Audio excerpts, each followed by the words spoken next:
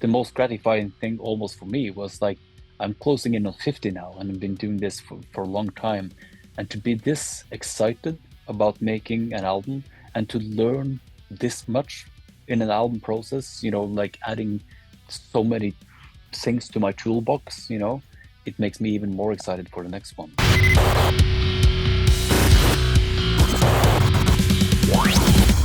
Today on the show, we are joined with the legend and black metal pioneer, Ihsahn, the man behind Emperor. And this week, he's dropping an incredible self-titled solo album that, in my opinion, is an absolute masterpiece, inspired by cinema, metal, storytelling, and much more. You can check that out on February the 16th. And in this interview, we dive into his creative process and the brilliant brain of Ihsahn. I'm so excited to share this one with you today. And even after it was done, I'm a person who doesn't make music myself, but I was just inspired to work on my own art. As Ihsahn leaves us some advice for some aspiring musicians and artists, and overall lets us know if he's still having fun making music. Let's get into it. Ihsahn, how you Hey, doing today? I'm good, thank you. And you?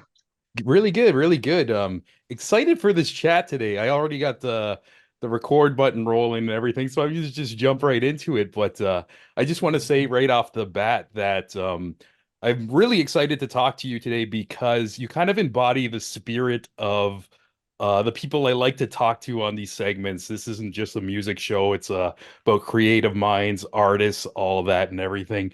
And one thing Okay. I admire the most about your legacy is just when you look at the whole catalog and everything, you've always been a man who's like just strives making the art that you want to make. And I find like kind of these times when like so many people are catering to like different algorithms and everything, that's something very special. And I just wonder, do you ever like look at your whole body of work like from the third person and like think about it that way?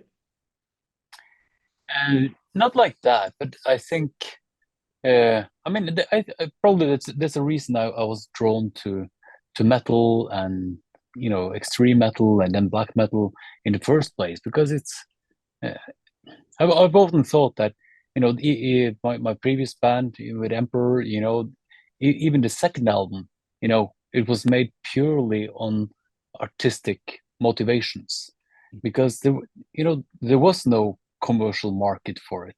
It was an underground thing. So I started out, not even having that as part of the thought process, whether people would buy it or if it would become popular. It was almost quite the contrary. Mhm. We did everything not to be liked. It was like pushing things into the extreme. So I think I've been very fortunate not to have stake out a path for myself to like focus on that because um, with the kind of music that I've been doing, I think the audience also expect it to be very genuine, you Mhm. know, and so very early on, I just thought, I the only thing I can do is to create through my distorted lens, whatever that might be, to the best of my ability, and try to make the best possible album that I can, given the resources and what I know and what I can do, and the rest, is up to if a lot of people like it, there may be consequences to that. I get to do it again, and Yeah. that's kind of still my mo. And I think especially now that I've been so fortunate to do this for over 30 years, why would I change the recipe now?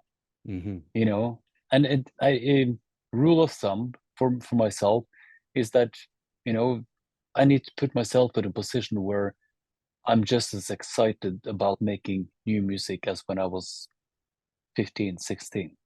That's amazing. And I truly believe there's something so special about being that authentic. I believe it truly connects to your audience and everything. And people obviously like expect that from you and everything like that too.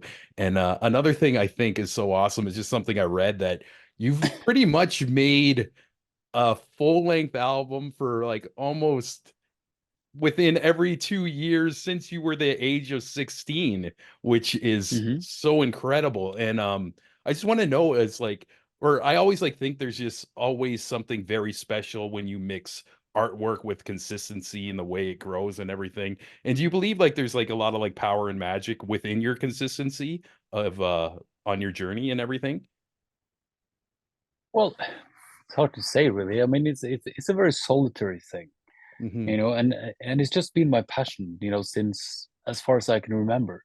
I got my first, you know, I was playing piano and then guitar, you know, and had my electric organ growing up on a farm. Not a lot of other kids around, so I still remember, you know, getting my first 4-track recorder, like a Fostex machine, you know, like a 4-track. You know, people these days Hmm. wouldn't know what it was, but really a way for me to build layers of music and you know create my little demos and everything, and I've just loved it since the very beginning. And you know, technology has changed a lot since then, but Yeah. it's almost strange to see that I'm basically doing the same thing. You know, I'm still Hmm. you know in my studio space alone, you know, putting these puzzles together.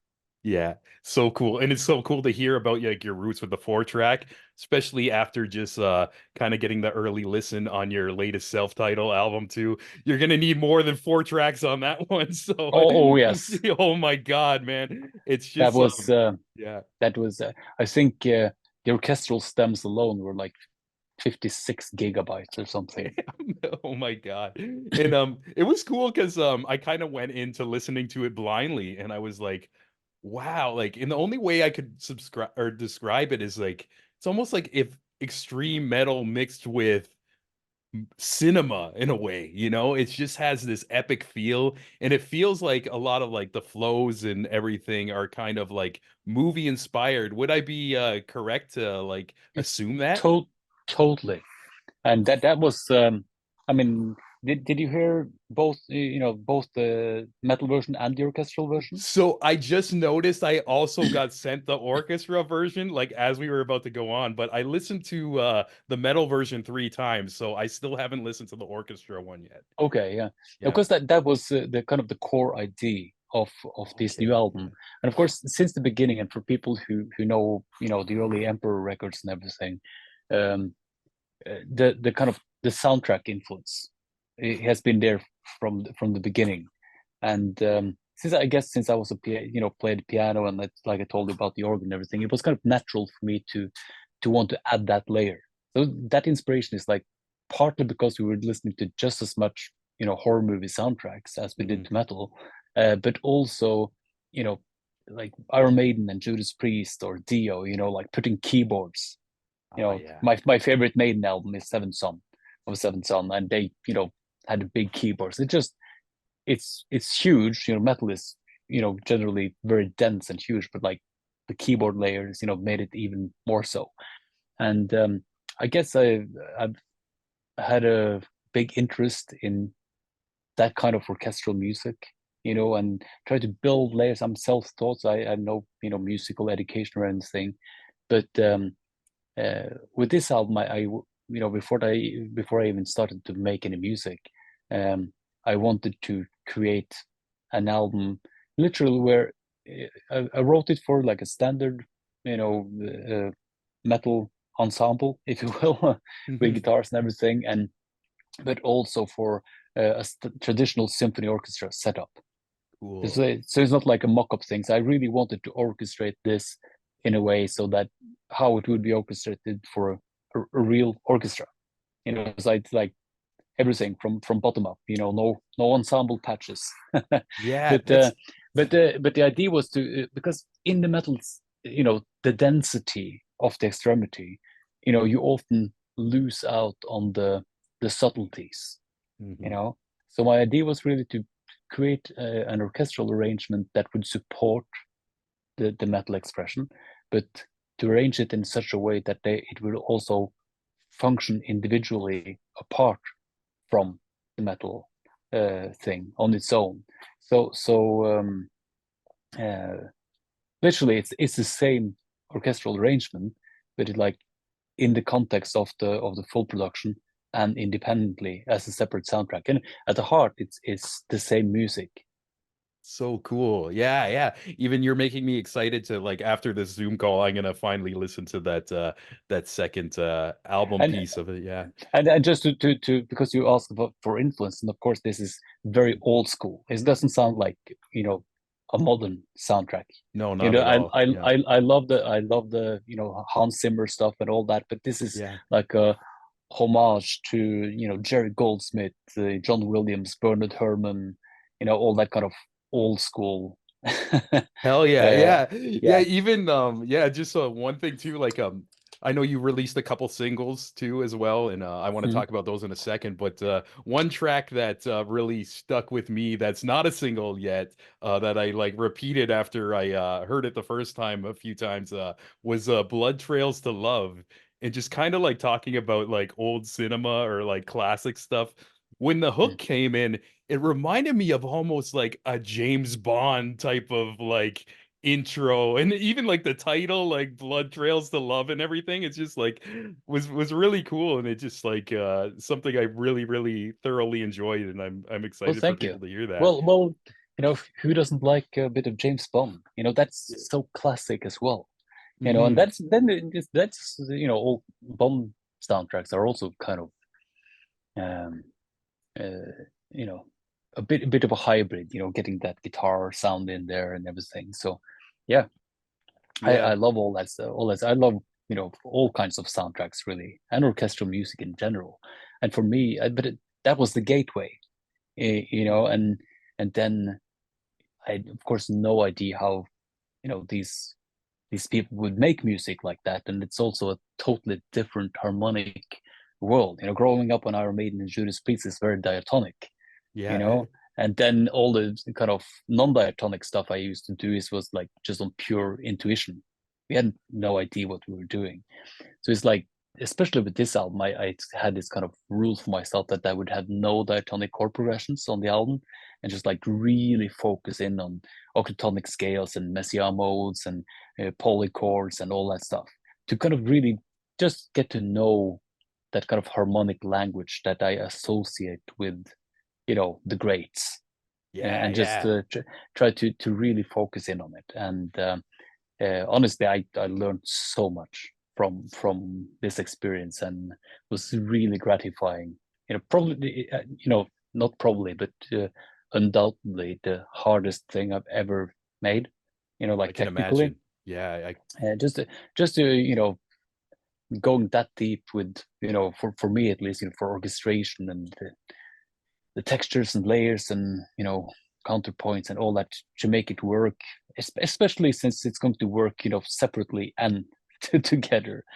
But yeah. the it was incredibly educational as well. And yeah, to be honest, I'm very, very proud of how it all came together.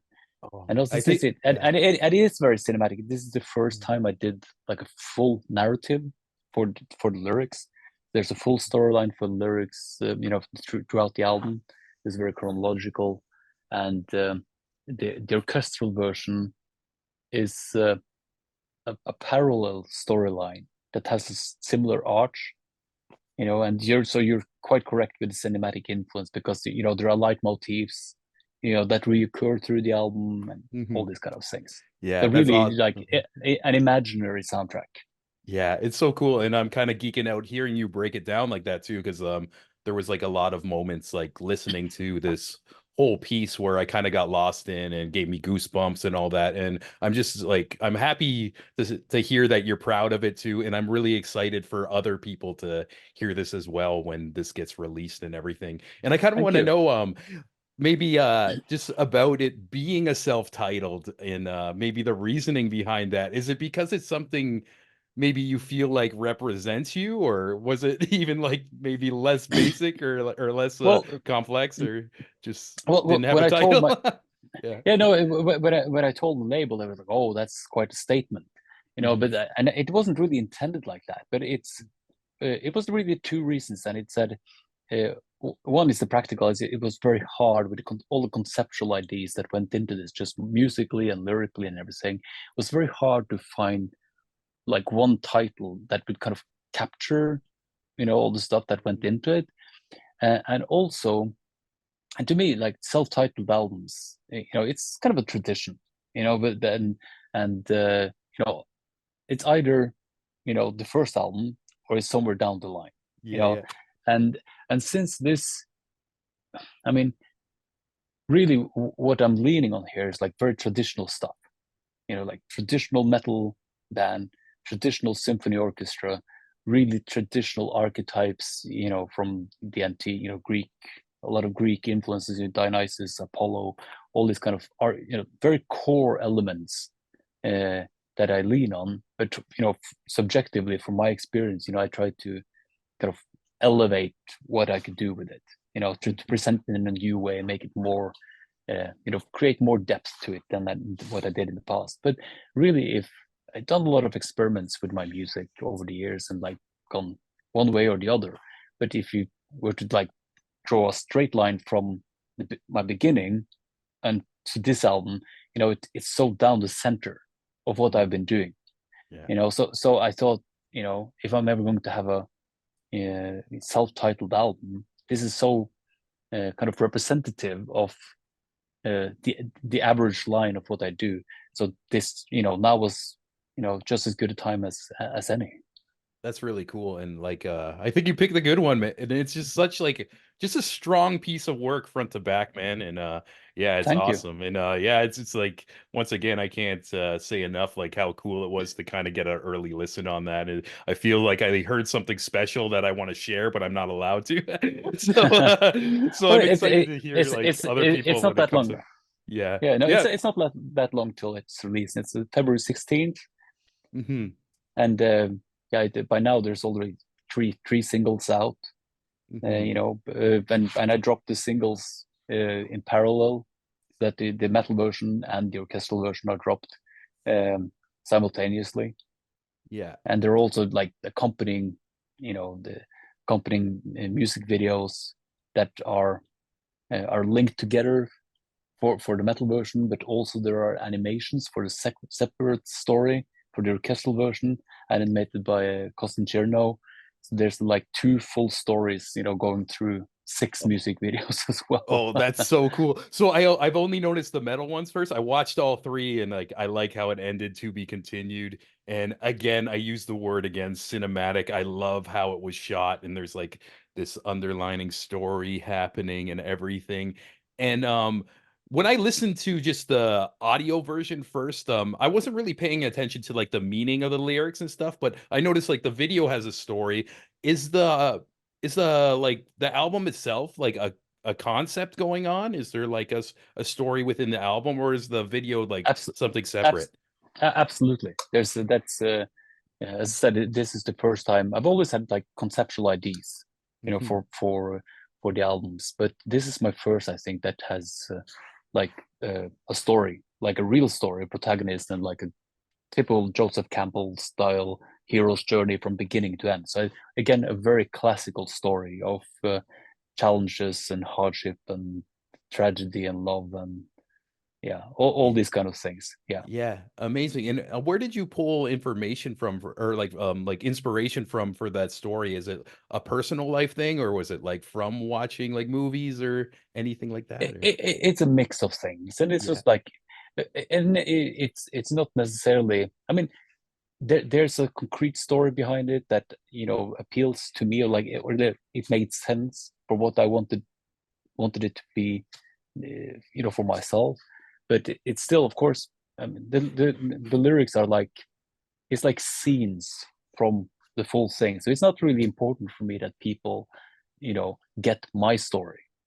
But Hmm. as from like friends and colleagues and family that I played the album to when it was finished, and both albums, they didn't have, like yourself, they went in blind, and a lot of them came back to me like, I feel like I'm watching a movie, Yeah, you know, and I and agree. and I thought that was a great, and I think that was the most important thing, to have that as the background, and hence the music would hopefully convey that and get Hmm. get get you into that atmosphere. And just as a fan myself, I'm not particularly a fan of having the artist's concrete vision, superimposed on me. Yeah. I'm much more concerned with my own experience. So it doesn't really matter, as I said, if people get my stories, but as long as they kind of get, this experience of their own story. I've Yeah. even heard some very strange interpretations of the lyrics and the story, which is great. And who am I to correct that? It's that's the beautiful thing about art. We are all subjectively allowed to understand it in our own way. Yeah, Because for when if the message is too clear, is it art or is it propaganda? you know? yeah, facts. Yeah, that's so cool. And even like again, like kind of having that connection going like full circle and like people just getting so invested in it. And like I feel like it's a success too. Cause again, like as you explained it, it goes back to what we were talking about, how you're just putting out authentic energy into your work and everything. And it's just like something you've naturally felt to make, it's not like you're yeah.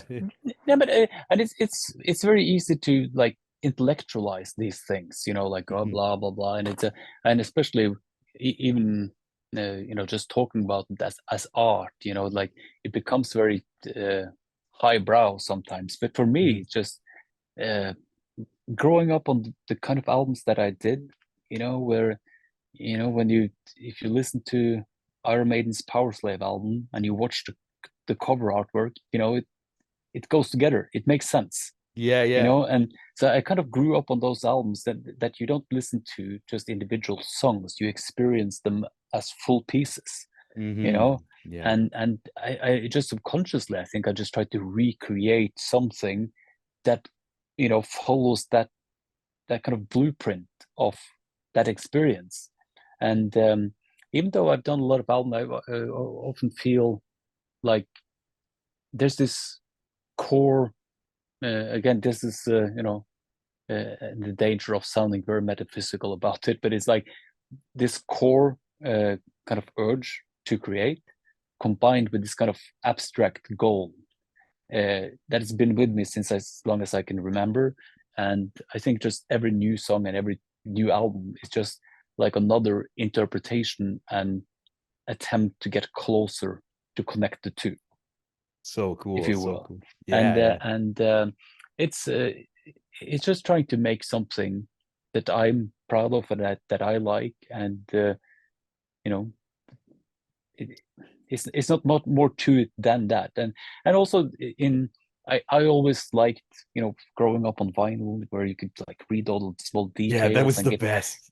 get really nerdy about it. And in the same way, I do hope that it's like I often compared it that I want to. It's like this is a big piece of work, with this dual album kind of thing, and I want it to be kind of very immediate and like a big building, you know. So be like, so for some people would just watch the building from the outside, and then move along, Yeah. like cool building, like move along. But I'm hoping that, which is great. But then for those who are more so inclined, like myself, and if we were so inclined to go inside, I try to Yeah. also decorate the rooms inside. That's the idea. Yeah, it's so cool. I love it. And even like just hearing you break down like your intentions for like the big piece and everything. And yeah, I do miss the days where well, I guess you could still do it with like vinyl and everything, like look through the art and stuff, but I feel like kind of how people are getting conditioned to listen to these days with the streaming too. They don't really have that experience of opening up the CD booklet and reading every lyric and stuff like that. But it's cool Yeah, that you're taking these extra steps of like just visually and like things to like kind of connect people to want to dig a little more into this yeah. I mean, work. as a 2024 release, with people's attention span, I probably did everything wrong. Yeah. Doing a dual conceptual album. But you know, what can you do? Yeah, definitely. I also I love talking to you today too because even just kind of getting this on my radar too. Most of my life I've been familiar with Emperor, but I haven't really took a deep dive into your solo work. So this kind of just opened a floodgate of so much catalog you have, and I feel like I'm just like a new fan of I've always been a fan of you, but like of another section of your work and everything. And I feel like I have a lot of like cool stuff to listen to, and I've been jumping around like different albums and stuff like that. And Right? almost like, yeah, it's cool. And even like I notice a lot of different creatives like gravitate to listen to these segments we're doing today. And I just want to know, like, maybe like as like a final question, if somebody's listening to this and maybe they're like in an extreme metal band, just like playing in their garage and kind of like trying to make a step into the industry, would you have like any advice to them, or like some kind of like secret to the longevity? Because like you just had like such a flourishing career of just making that style and everything. Well, I think the only thing you can rely on, again, you do, but I've been doing this for such a long time, and also, we talked about how, the mentality of going into making something like that. You must remember, even the first Emperor albums, they were absolutely slaughtered by major metal media. Mm. Like they were like pretentious and stupid, or all the bad things, Yeah. and then, some decades went past, and then there I've seen the first Emperor album like next to the first Black Sabbath album, like most important, blah blah blah. So whatever you do, the people out there, if they want it to be the bad stuff, they make it the bad stuff, and when they Mhm. decide it's the cool stuff, it's the cool stuff. But the albums are the same, and you're making them the same anyways. So I think the only chance you have really is like, if you love something and have a vision, you follow that through. And if you don't compromise on that, no one can take that experience away from you. But just maybe if you get to be good at it, maybe someone else gets pleasure of your work as well. That's a bonus. But if even if no one else cares, as soon as you start cutting corners to try to fit into a market or make it all commercial and corporate, I think you lose out. And most importantly, you know, there's a lot of stuff that you don't want to do, that is boring, even in, getting to this job that I do. But try to make it more than 50% what you love to do. And just like remind yourself constantly why you started doing music, because I've met so many people who kind of lost track, and it's like they do it for all the wrong reasons and they're miserable. Yeah, yeah. It becomes like a job. And Yeah, would you say you're still having fun with music right now? And absolutely. And yeah. the as I said, the most gratifying thing almost for me was like, I'm closing in on 50 now, and I've been doing this for a long time. And to be this excited about making an album, and to learn this much in an album process, like adding so many things to my toolbox, it makes me even more excited for the next one. Hell yeah. Yeah, But you that's have to be conscious about putting yourself in that position where you are excited. yes, yes. And yeah, that's hella inspiring, man. And like was just such a pleasure to talk to you, and especially at this point Likewise, on your this chapter of your journey as an artist and everything. And yeah, hopefully the I'd be able to do this again down the road on your next one. This was super cool to talk to absolutely. you. All Thank you right. so much for the support. Yeah, anytime, man. Have a great day. You too. Thank you once again to Ihsahn for that wonderful conversation. Like we mentioned, the self-title is coming out this week, February 16th. It's a must listen to anybody who's into super epic metal sounds, film scores, all that. You heard it in the interview.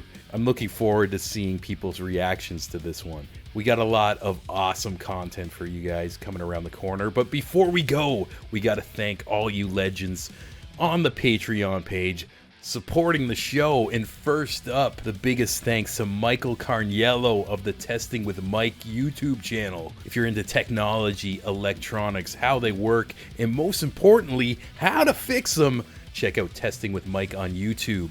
Another big thanks to Amanda McKnight of Top 10 Nerd. Not only is Amanda the host of Top 10 Nerd, talking to millions of subscribers, She also has her very own YouTube channel that I totally recommend. The vibes are amazing. Just type in Amanda McKnight on YouTube and take in some content that's comic books, video games, movies, and all things nerdy. That's Amanda McKnight on YouTube. Another big thanks to the wonderful Jenny Potter, the legend Devin McBride, my favorite soul singer, Saber, and last but not least, Francis Coffer, aka my mom. If you want a shout out at the end of every episode and also get all these episodes early, raw, and uncut, right when I'm done, I just take the Zoom call and I post it. You can go to patreon.com/the creative imbalance. It's only $4 a month, and beyond supporting the show and having my thanks, you can just go to bed at night